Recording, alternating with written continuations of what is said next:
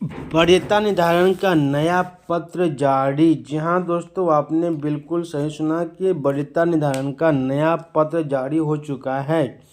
और आज हम जानते हैं कि इस नया वरीयता पत्र जारी होने के बाद एक्चुअल में कौन वरीय होगा कौन से होंगे, ये मध्य विद्यालय में कौन वरीय होंगे, हाई स्कूल में कौन वरीय होंगे।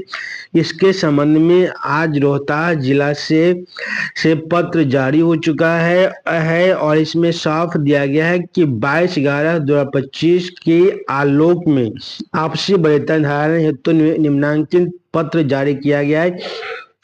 अब जो वरीयता से संबंधित डाउट्स था वह क्लियर हो जाएगा। आज वह क्लियर कर देते हैं। आइए जानते हैं इस पत्र के माध्यम से कौन वरीय होगा, कौन कनीय होगा। तो आइए, यह पत्र कब जारी किया गया है। यह पत्र जो है आपको यह पत्र आपको जारी किया गया है 5/12/25 को यह पत्र आपको जारी किया गया है। और यह रोहतास जिला खाद्य पदाधिकारी रोहतास के डीपीओ के द्वारा जारी किया गया है।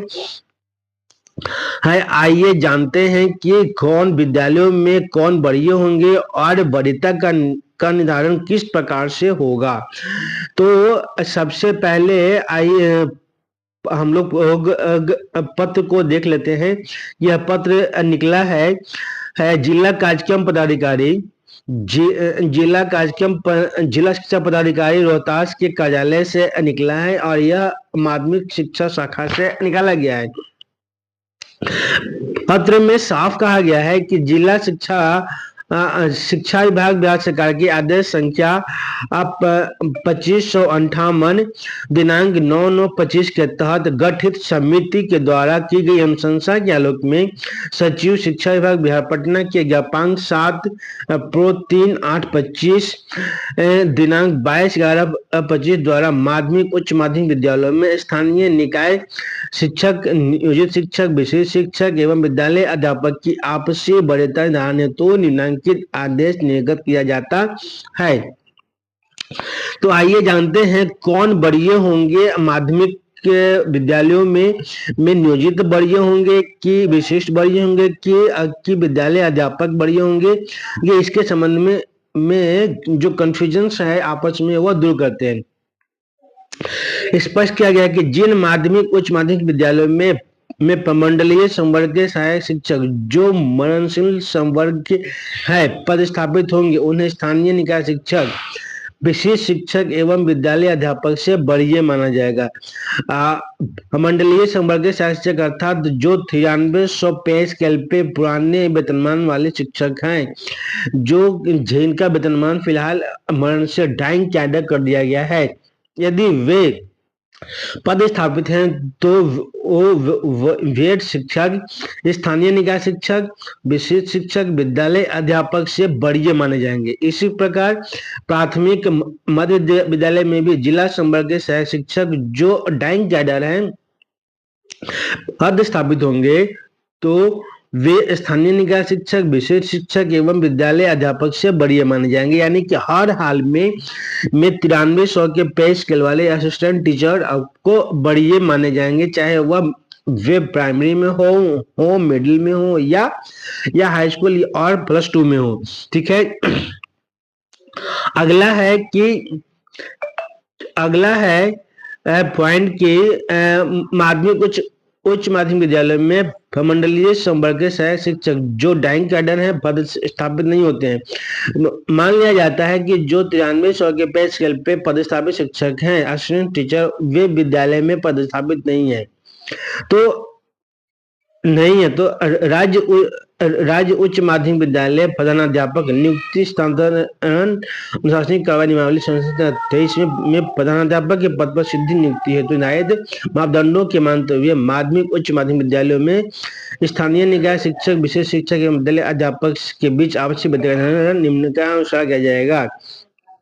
मान लिया जाता है कि आपके विद्यालय में यदि 9300 के पे स्केल वाले शिक्षक नहीं हैं, तो प्रधानाध्यापकों की नियुक्ति हुई है, सीधी भर्ती हुई है 2023 नियमावली के तहत, तो उनके लिए वे स्थानीय निकाय शिक्षक, विशेष शिक्षक, विद्यालय अध्यापक के बीच में आपसी जो वरीयता का निर्धारण होगा वह इस प्रकार होगा।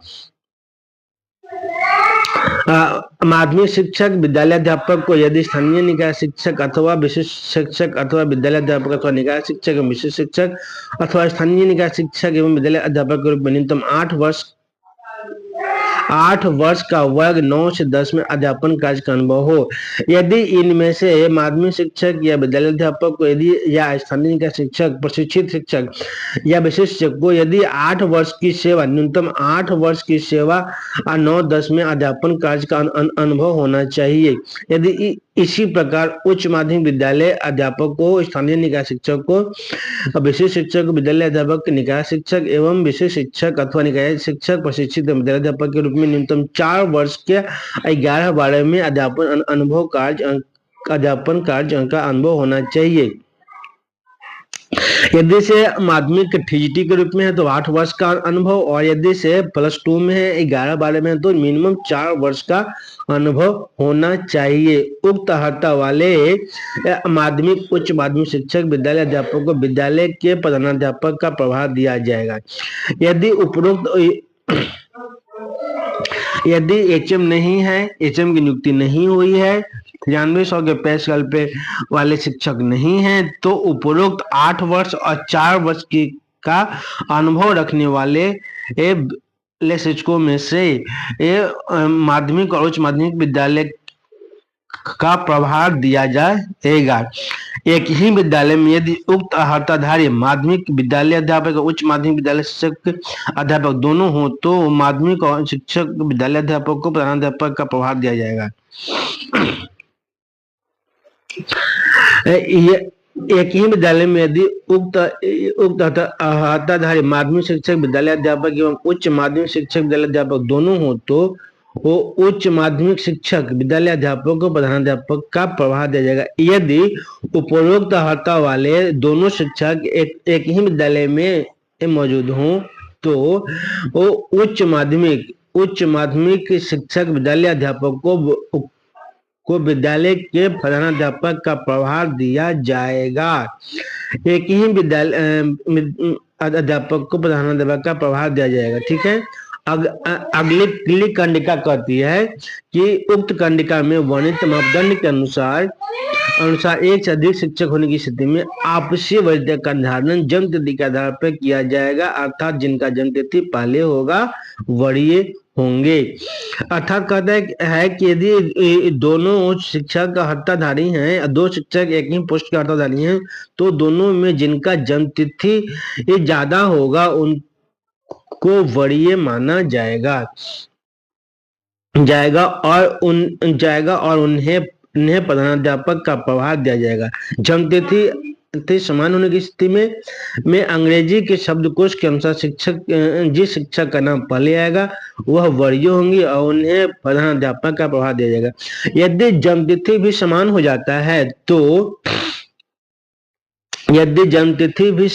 जाता है तो वो उनके नाम का जो पहला लेटर से होगा उनको वरीय माना जाएगा और विद्यालय का प्रधानाध्यापक का पद उन्हें दिया जाएगा। उपरोक्त आदेश के अनुपालन के क्रम में जिले के सभी वैसे राजकीयकृत प्रोजेक्ट उत्क्रमित माध्यमिक उच्च माध्यमिक विद्यालय जहां प्रबंधित संवर्ग शिक्षक जो मननशील संवर्ग तथा विद्यालय में स्थायी रूप से प्रधानाध्यापक की नियुक्ति नहीं है के प्रभारी प्रधानाध्यापक को निम्न निर्देश दिया जाता है।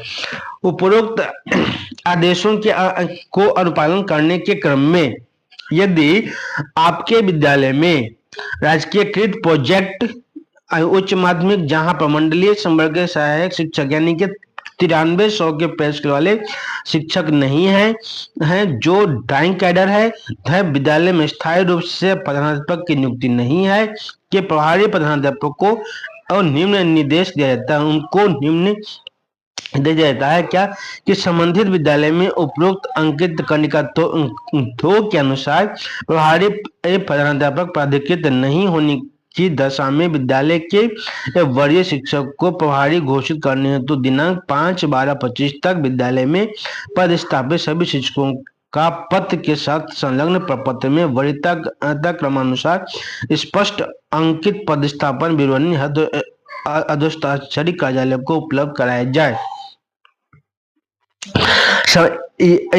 यह भी कहा गया है कि उपरोक्त जो कंडिका 2 के अनुसार यदि आपके विद्यालय में प्रधानाध्यापक पदाधिकृत नहीं है तो विद्यालय में वरीय शिक्षक को प्रभारी घोषित करने के लिए 5/12/25 तक विद्यालय में जो भी शिक्षक पदस्थापित हैं उनका वरीयता क्रमानुसार स्पष्ट अंकित पदस्थापन विवरणी हस्ताक्षरी कार्यालय को उपलब्ध कराया जाए, डीपीओ कार्यालय को उपलब्ध कराया जाए, डीओ कार्यालय को उपलब्ध कराया जाए। यह विशिष्ट शिक्षक विद्यालय अध्यापक के नियोजित शिक्षक के पद पर प्रशिक्षित शिक्षक के रूप में पूर्व की सेवा की गणना है तो संबंधित साक्ष्य अनिवार्य है। यह भी कहा गया है कि विशिष्ट शिक्षक विद्यालय अध्यापक के नियोजित शिक्षक के पद पर प्रशिक्षित शिक्षक के रूप में पूर्व की सेवा की गणना करने के लिए जो साक्ष्य की आवश्यकता है वो साक्ष्य भी देना होगा, तभी उनकी सेवा की गणना की जाएगी। पदस्थापन विवरणी के अभियुक्त काल में लंबे अवकाश में गए शिक्षक निलंबित विभागीय कार्रवाई के अधीन पूर्व में दंडित शिक्षकों का स्पष्ट उल्लेख किया जाएगा। पदस्थापन विवरणी में यह भी उल्लेख करना है कि लंबे अवकाश में गए जो शिक्षक हैं वो या निलंबित हैं, विभागीय कार्रवाई के अधीन है या पूर्व में दंडित शिक्षक हैं, उनका भी उल्लेख उस पदस्थापना विवरणी में करना होगा। बिना किसी उचित कारण के विद्यालय के वरीय शिक्षक द्वारा प्रभार ग्रहण नहीं किया जाना विभागीय आदेश का उल्लंघन माना जाएगा। बिना किसी उचित कारण के, बिना मतलब ठोस कारण के यदि विद्यालय के वरीय शिक्षक द्वारा प्रभार नहीं ग्रहण किया जाता है तो वो विभागीय आदेश का उल्लंघन माना जाएगा और उनके विरुद्ध विभागीय कार्यवाही किया जाएगा।